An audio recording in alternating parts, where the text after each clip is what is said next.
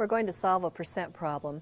We're asked the question, 15.84 is what percent of 96? And let's just begin by translating this to an equation. We can just use this statement, or this question right here, to do the translation. So we'll just write translate. 15.84 just translates to 15.84. Is translates to equals. What percent, since we're finding a percent, let's call it P. Of translates to a multiplication, and then we have 96.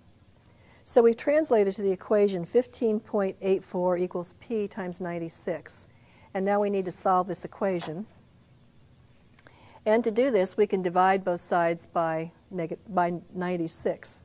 So we'll have 15.84 divided by 96 equals P times 96 divided by 96.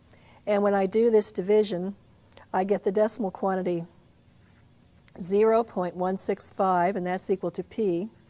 And we're asked for a percent, so we're going to convert the decimal notation to percent notation, and we would get 16.5%. That's equal to P. So now we're ready to write the result.